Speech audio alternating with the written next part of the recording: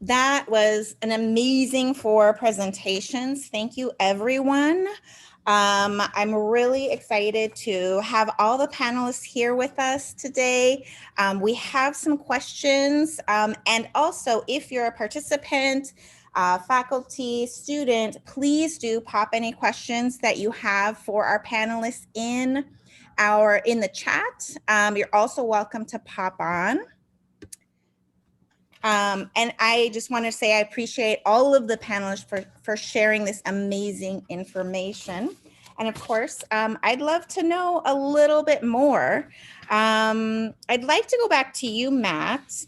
You kicked us off with resume advice and guidance, which is really key for most of our students. I'd like to know a little bit more. What about our students who are, most of whom are mid-career, but they're changing careers? So they need to pivot, they need to change up their resume in a fairly significant way. How should we ask them to approach creating a draft of a resume? Yeah, that's a super great question. And it is honestly a little bit tougher, right, in an assignment to target multiple levels of students. So I think there's a few answers. I think we can make sure that students, like I said before, are searching for opportunities in the field that they want to be in, right? Because that's where the optimization of the resume starts. And then mid-career professionals, which we have a lot at Ashford. I mean, the majority of our students come to us are employed already, actually. So those students may be looking to shift, as you're saying, or transition. They can focus on their transferable skills for sure. So that's really important. And as Evan mentioned in his presentation, those transferable soft skills are the things employers are looking for. And that's across industries, right? So focus on that. And then some of these old conventions like the objective statement, those things can go. They can be replaced with something called a professional summary at the top, which basically describes one's experience. And then we have the summary of qualifications right below that, which is in those templates I provided. That's where they're gonna, target those skills. So that's one way to do it. And there are a few others, but that's probably the chief thing is in the assignment language, acknowledge that the student may be a mid-career professional. And give them the option to optimize in the way they see best fit, if that makes sense. Thank you. One other question I have, because we do this assignment in our programs in the Dell, and I noticed that students have a tough time describing themselves. So describing their skill set and putting it into words and actually putting that on paper, it's tough. Do you have any advice for our students on that? Yeah, I think that's a huge problem. And it's not just for our students. I think it's for everybody in the workplace or in the job search market. But this is, I believe, why Dr. Swenson has placed an emphasis on these competencies, right? These are a way for you to understand how you're competent as in the workplace and as you're developing through your education and job skills. So that's one way you can talk about it. And what Evan brought up is super, and Jamie Lynn King we're talking about is super important, right? Know those NACE competencies, because when you leave Ashford and as you go through Ashford, you're developing those and you are not only competent, you're proficient and you've mastered many of those by the time you leave. Clearly you grow as you engage in your profession, but starting there is a great place to talk about who you are as a worker or as a professional. So putting those in front of students is what I'd suggest as much as possible. That's a great point. It's so important for us as faculty to think about how we're wording those learning outcomes and make sure that we're translating them not only in academic terms, but translating them in terms that our students can use in everyday skill sets. Thank you. I want to shift gears just a little bit because we have so many champs mentors here on our panel today. Thank you so much for your service.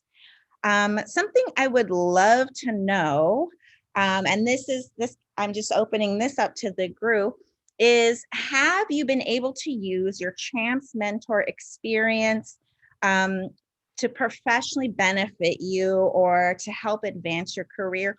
Or do you anticipate being able to do that?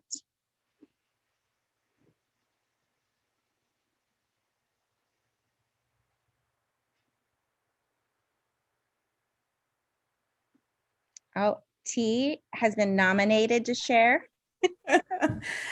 Great question. I actually have working in the Champs program as a mentor has given me the experience and the confidence to speak to groups of individuals that I may not know. It has taught me to listen actively to what people are telling me. And it has also taught me that I don't have to solve all problems. So the benefits that I have gained from being a mentor have helped me professionally as well as academically.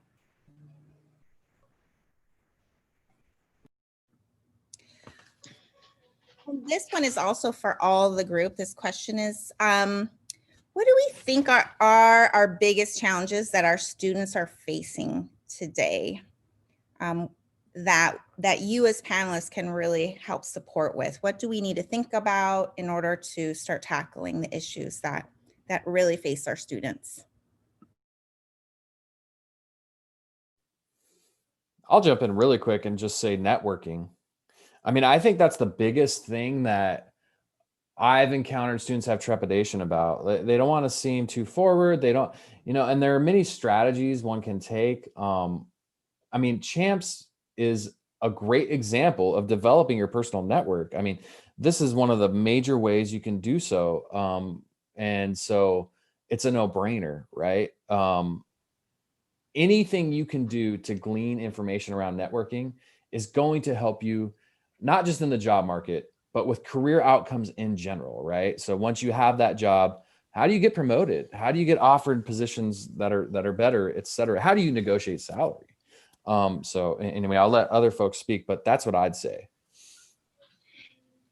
Holly, I think the biggest challenge, because it is an online institution that these students are facing, is, a disconnectedness, the lack of the peer-to-peer interaction. If they're just in the classroom and they're engaging in the discussions, there's a certain aspect that they're missing that they would get in a traditional classroom.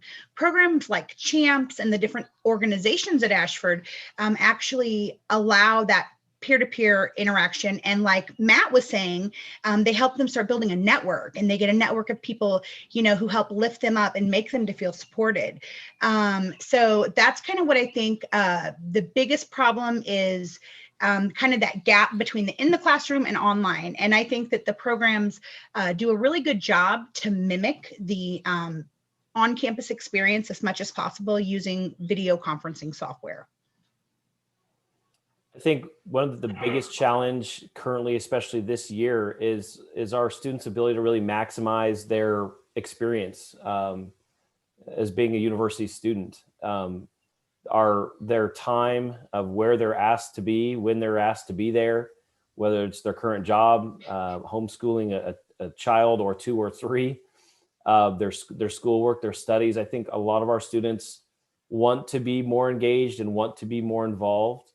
But for right now, it's just a challenge, I think, for all of us, knowing, regardless of, what happens over the next few days or next few months, where the, COVID and kind of the strain on our ability to what we would used to call being normal is going to continue to be around. And we can't sit around and say, well, it's tough. We'll get through it. We have to continue to work and think about ways that we can help our students maximize their experience, maximize the cost of their education with us, knowing those things.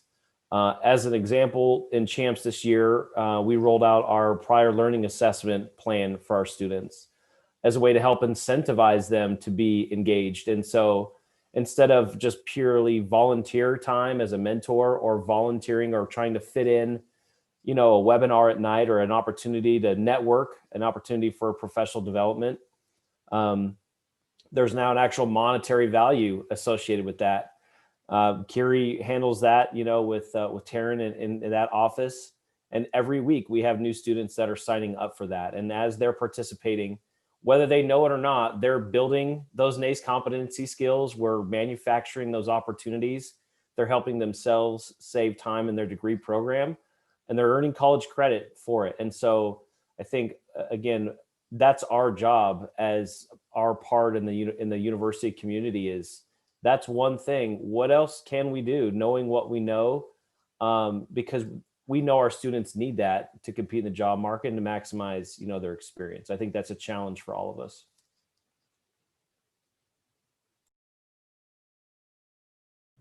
I love hearing about all these CHAMPS opportunities. And it sounds like the more I learn about CHAMPS, the more I realize you guys are really on the front lines, so to speak, of working with students.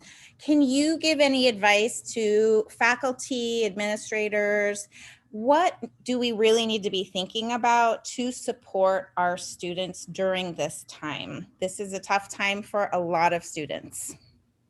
I will speak very quickly, and then I don't want to hog the time, but we need Center for Women's Leadership as one of the new plans.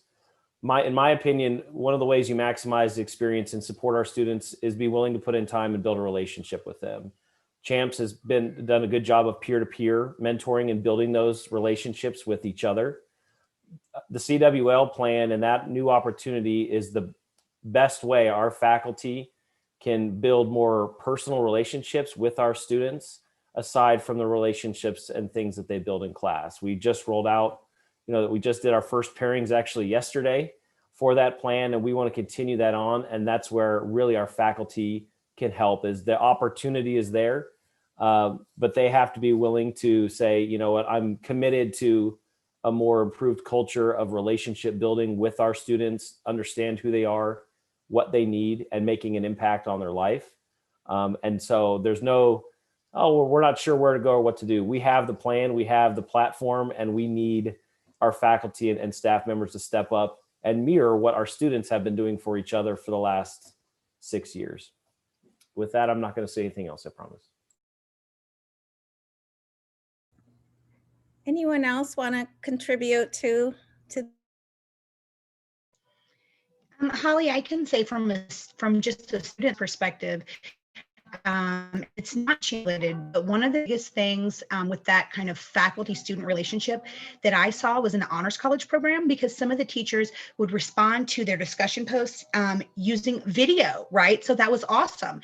And we had to respond back with video. So it really gave me a sense in those courses that I knew those instructors.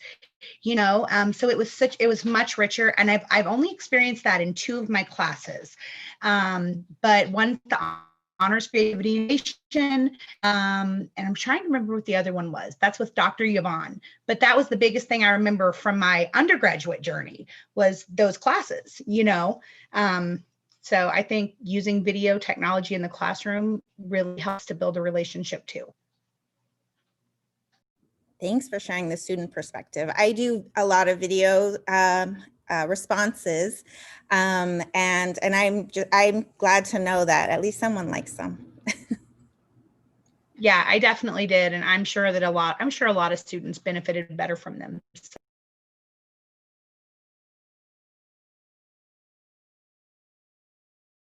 Love to hear from anyone again. In a group like the Distinguished Champs Mentor Council, where all the mentors are high achievers, how do you set yourself apart when it comes to leadership opportunities? I can start with this one. I work very closely with all of the Mentor Council mentors, and I think some of probably the most outspoken mentors, or really the answer to that is just opting in. Things like holding a position, an office position, raising your hand to do the newsletter, to format the newsletter, to be the one in there that's, maybe creating the flyers in Canva, really just being that person that's willing to jump in and get your hands wet, and really just raising your hand to be involved and engage and putting yourselves out there. Those are probably the mentors that get recognized or get the most experience because they're putting themselves out there. And they have the opportunity to do so, which is so wonderful.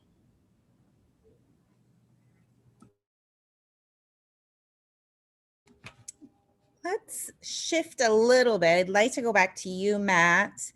How should we advise students who are accomplished professionals? So we have students, the majority of whom have been in their career for a really long time, but they have already mastered a lot of resume writing skills. What else can we do to advise them in terms of updating resume and being successful in career advancement? Yeah, another great question. I think it's different per student, right?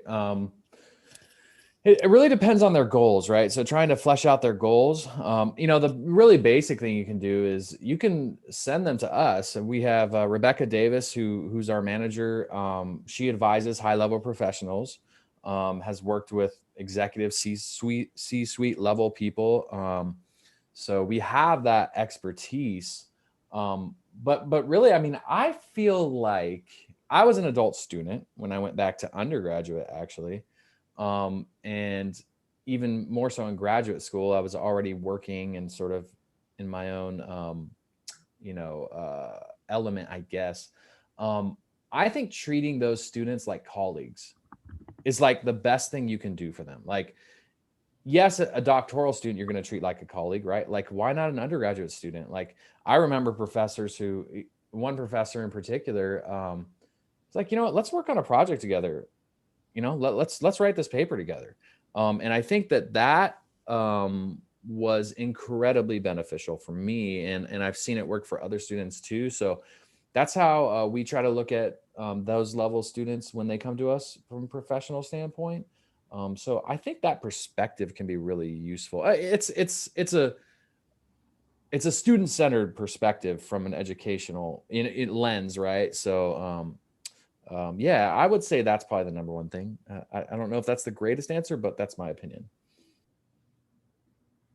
Do we have anyone else who'd love to contribute? And I thank you for bringing up that idea about working with students. I love to see that when that does happen, because we co-construct knowledge.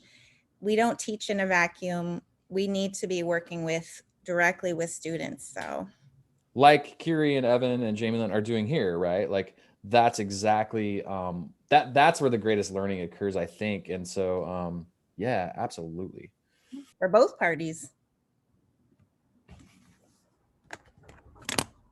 It's always nice to learn something from a student that you're like, oh, thank you. Right. Keeps you on your toes. That's what I love. Well, let's go back to champs a little more champ-centered. So how do each of you personally encourage professional self-advocacy with your students? You all have different roles. I'd love to hear what your take on that is.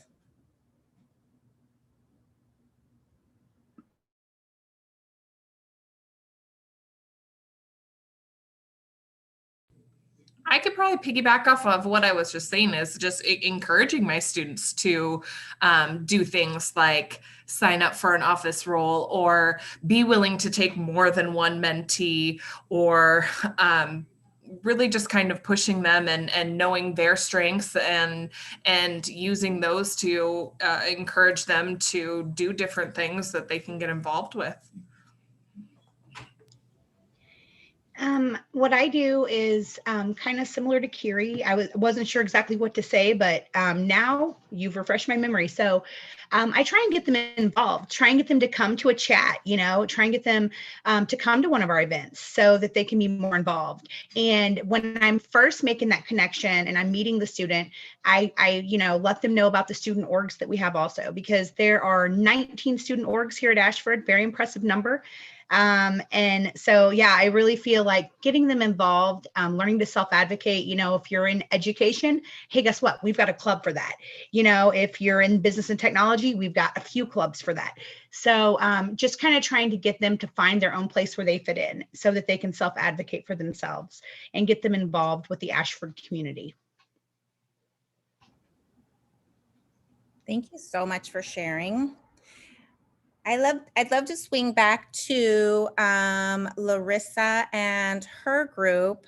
I'd love to hear a little bit more about how you maintain support and connections with military families. Is it tough? What do you do to make that happen?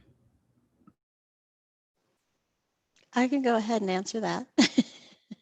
So yes, Holly, it is a difficult maintaining support and connection because you're always moving, relocating. So you try and take those connections with you. And since we have Zoom and internet, it's great to be able to stay connected. Because a lot of civilians don't understand what military families go through, even if they're parents, even if they're a child. I know my niece has a child, Laurissa has children, Tiana has children, and they're all military affiliated. So they have to look out what their children are going to and, keep that support going, keep those connections going, find ways in their level, even in parents' level, spouses' level, to be able to connect and stay connected. And sometimes other people don't understand what each other go through. So that's why it's kind of nice to have their own little niche, their little group to be able to support each other. Anybody else want to piggyback off of that? You're welcome to. What Machele said really nailed it. You're really starting over every time you move. So keeping connections and support. When you move across the country, you're leaving friends, family, and your entire support system. And you have to start really over from the ground up, essentially building that. It can be hard, especially when you have children involved, just asking a complete stranger to be the emergency contact on their school forms when you're enrolling them in a new school. So those are just, examples of the stresses and things that you have to deal with when you do move across country, and keeping up with friends as they're moving on. It can be a challenge for sure, but thank goodness for technology and Zoom and things like that. Thank you for sharing. It's so important for us to keep in mind, because we have such a huge military population, faculty, admin, we have to sort of remember the context that our students are in. Thank you. Well, we're going to go ahead and wrap up, but I would love to hear if you have any parting words. Was there anything that you would still like to share that you feel like you missed in your presentation? A question that you wish had been asked that you would love to answer? Any hot topics on your mind? I just like to say, whenever I have a group forum, regardless of how many are there or what it is, just how much I love this team and the people that presented here today. Our team works so hard, and I think we, regardless of maybe other external circumstances, we're a resilient group. I think the military experience that you're seeing here today, that's their real life experience being filtered into their career and their job with us. We roll with things the way we do it, and we always keep our students at the center of what we do. We realize that that's what it's about. And so thank you to the group. They're not my group. Thank you to the champs group. I love working with all of you. You all did an excellent job today. And I feel lucky to be able to be a part of that and work with all of you. So thank you very much.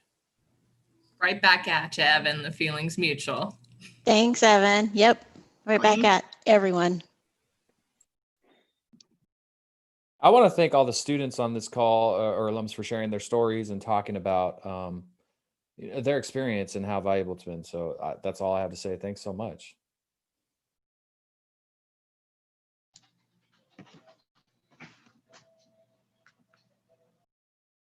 Jamie, did you want to share, or Tiana?